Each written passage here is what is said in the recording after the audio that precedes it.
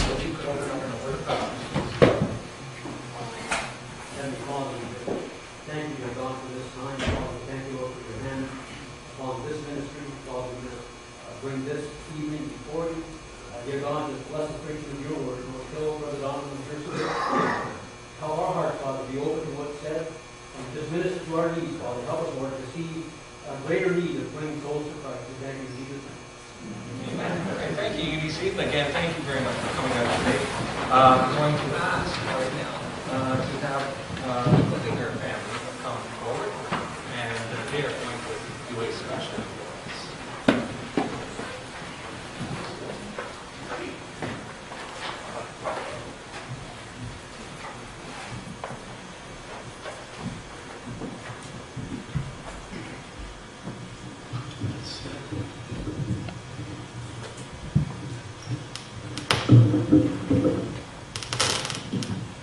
Jesus said, "The harvest truly is plenteous, but the laborers are few.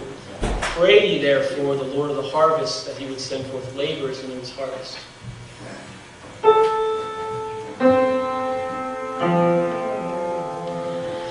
Far and near the fields are teeming with the waves of ripened grain. Far and near their gold is gleaming o'er the sunny slope and plain.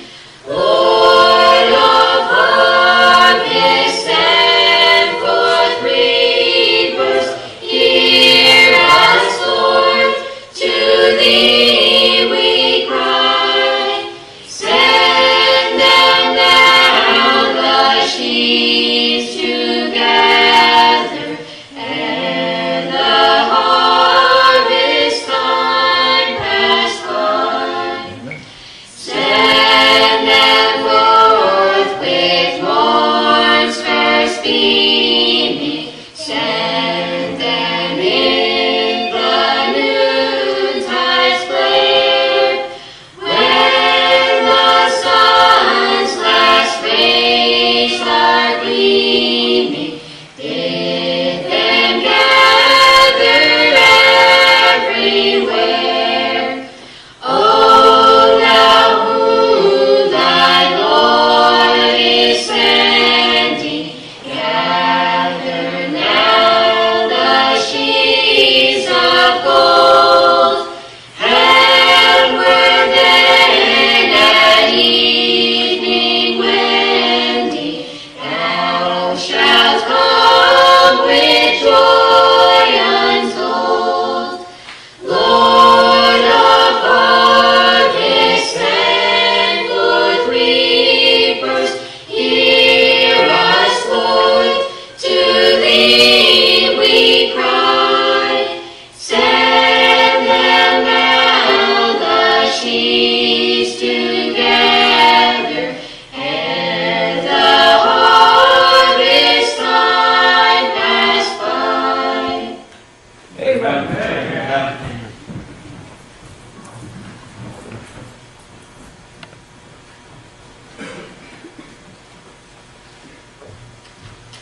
All right, thank you very much, Mr. and Mrs. Clippinger and the Clippinger family. Okay, that was a blessing. And today, I want to ask a question, or answer a question maybe that you're thinking, how did this come about? And so I'm just going to give you kind of a little bit of an explanation of what happened. Last year, after we had a regional pastors meeting in Canada down in Simcoe, I suggested that our church should put on a mission conference. And everyone thought it was a good idea at the time. And so we started to pray about it and who we would get to preach for us. We support 4 missionaries around the world, and one of the gentlemen that we support, Jamie Holman in Italy, was planning on coming back this year for furlough. We contacted him and found out he wasn't able to make it. His plans had changed. And so we renewed our prayer to find out who we would be able to bring in. We had decided March would be a good time because it's not too close to the deep winter, and it's not too close to our anniversary, so March seemed to be a good time. And somehow, I'm not sure how, either Brother Donovan spoke to me, called me, or I called Brother Donovan to let him know, but he happened to say, lo and behold, he is available in March. And that was an answer to prayer. We have tried to get Brother Donovan up here, and his schedule is very, very tight. And so we were able to get him, and so I would say that the Lord worked that out, amen? And so I'm looking forward to what Brother Donovan has to preach. But before we get to that, the question then became, who are we going to get to present? It's great to have a missions conference, but you have to have missionaries. And so I contacted Brother Richmond down at Bible Baptist Missions and requested prayer letters from his missionaries. And so he said, okay, I'm going to contact them and I'm going to get them to send you mission letters and such. And one of the first people to contact me was Brother Hines. And he was, I figured, well, I guess this guy's pretty interested in speaking to me. So we emailed back and forth and spoke on the phone and such, told him about the conference, and he said he would love to come. And so right now I'm going to ask Brother Hines to come forward. Where is he? There he is. Come forward and present his mission call. Well, I say thank you. It's a pleasure to be here. Praise the Lord. Appreciate the invitation to be able to come and present my ministry.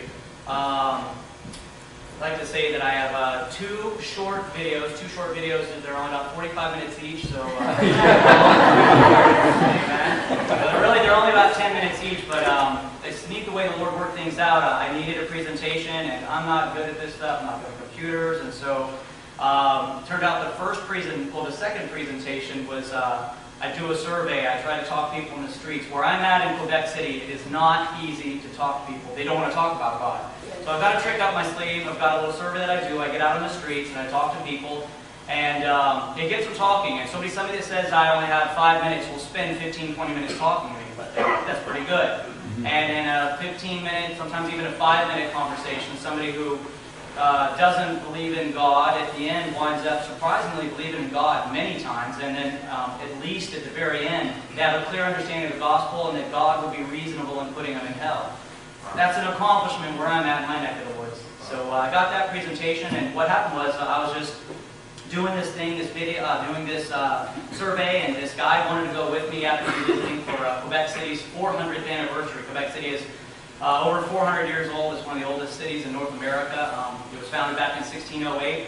This guy showed up, and he wanted to do the survey with me. I said, sure. So he goes out with me, and we got out there. And then he didn't do the survey with me. He said, you mind if I film it? And I said, sure. So he pulls out equipment. And man, I'm telling you, he pulled out professional equipment. Turned out he worked for the BBC, the British Broadcasting Company. Wow. Amen. So I got a good presentation. The first presentation was by a guy that does commercials. So the Lord's good to me. I got these two presentations without any further introduction. I'll just throw those things in and get those things going for you.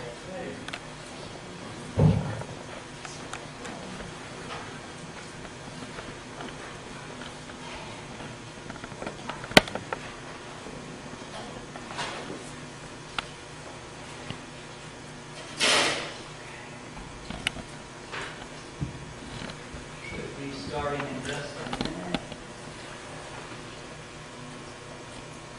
Bonjour, je m'appelle Jason et nous sommes la famille Hines.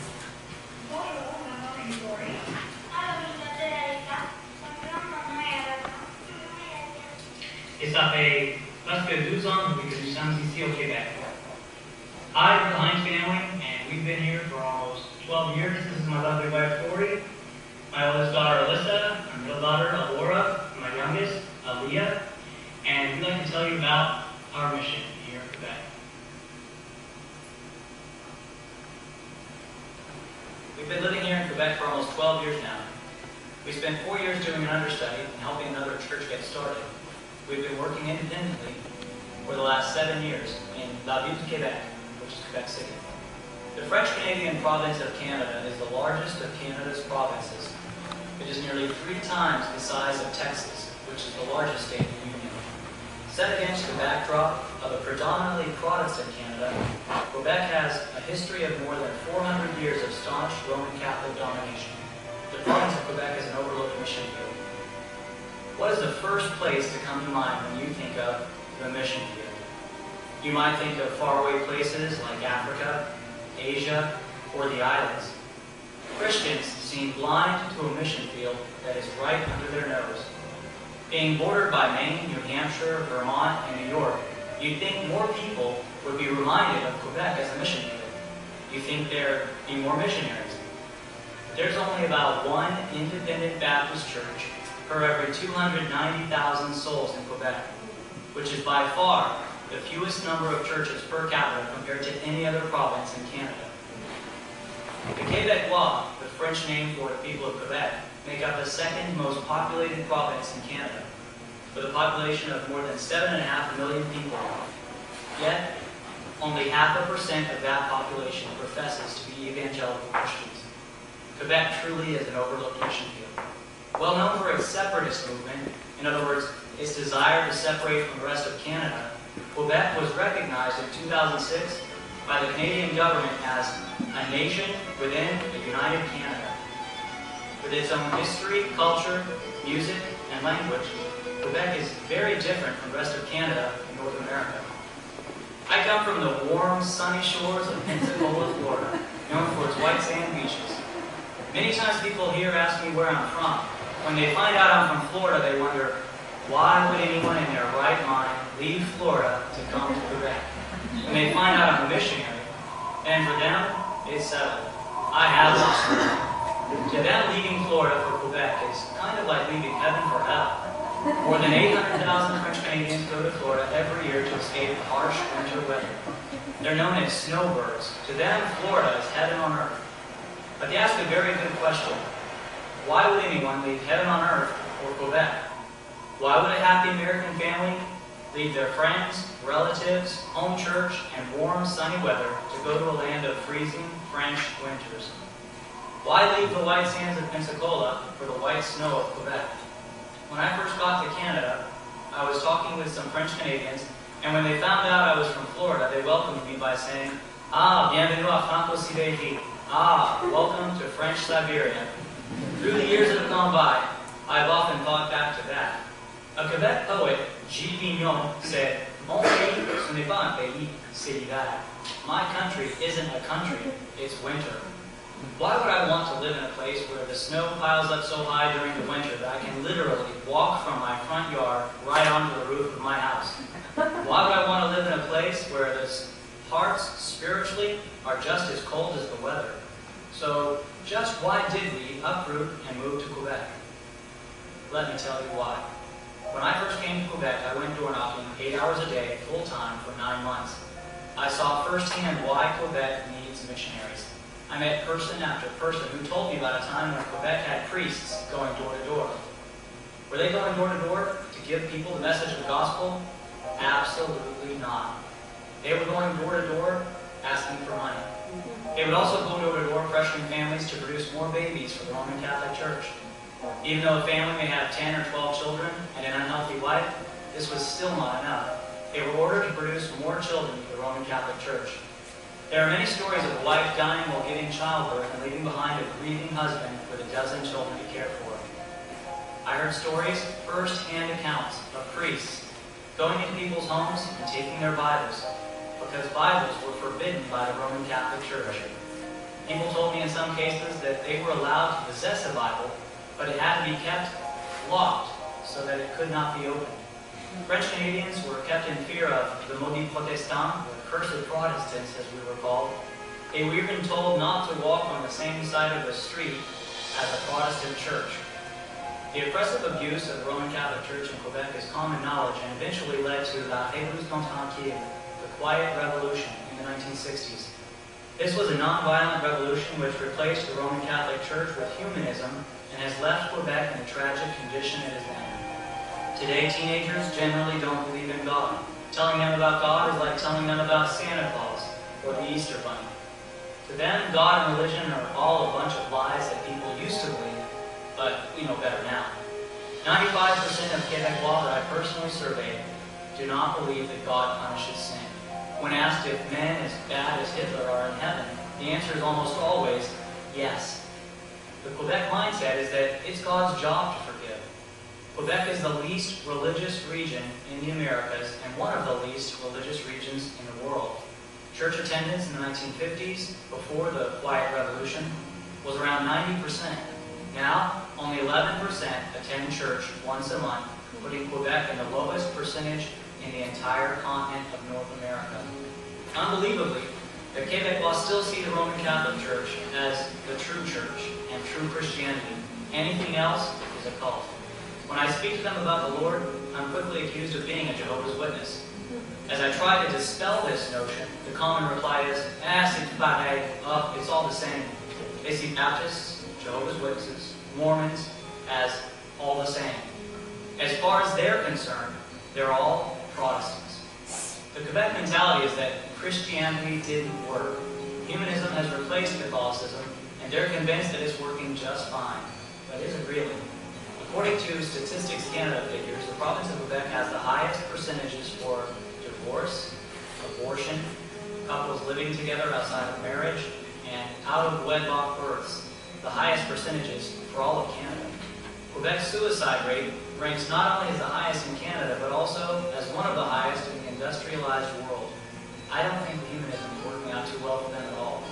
Quebec has been recognized by missions organizations as the most unreached people group in North America.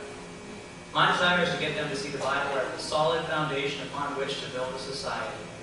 History is abundant with examples that establish the Bible as tried, true, and proven. Rather than blindly place their soul in the hands of a corrupt religious organization, the Quebecois need to learn to place their faith in the Bible, the Word of God. It's for this reason I chose Truth Baptist Church as the name of my church. In French, the translation of the name is even stronger. It comes out sounding as if I'm the only church with the truth. Some even have been offended by the name of my church. But I believe that what Quebec needs most is the truth.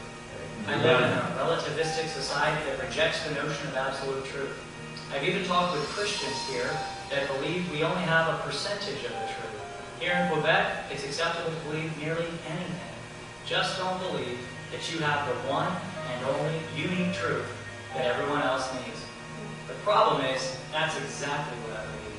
I believe in Jesus Christ, who is the way, the truth, and the life, Amen. who will have all men to be saved and to come unto the knowledge of the truth, just as 1 Timothy chapter 2, verse 4 says. The Quebecois have succumbed to a Home Depot do-it-yourself religion where you pick what you want from your religious supermarket, put it in your shopping cart, and leave the rest on the shelf.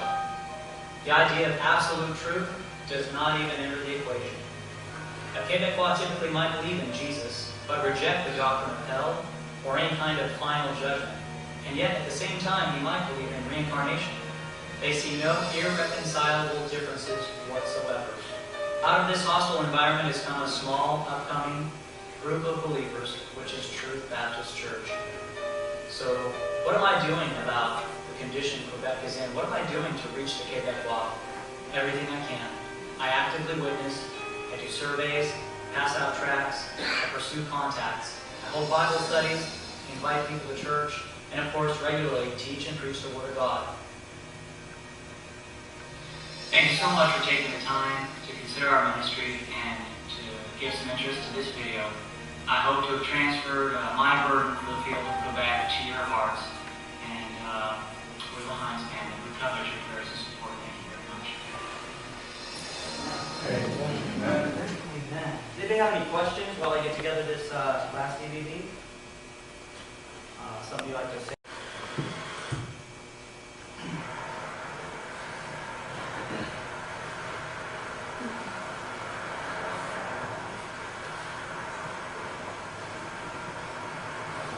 Bonjour. J'ai fait un sondage pas long. C'est sur ce que les gens pensent de Dieu aujourd'hui.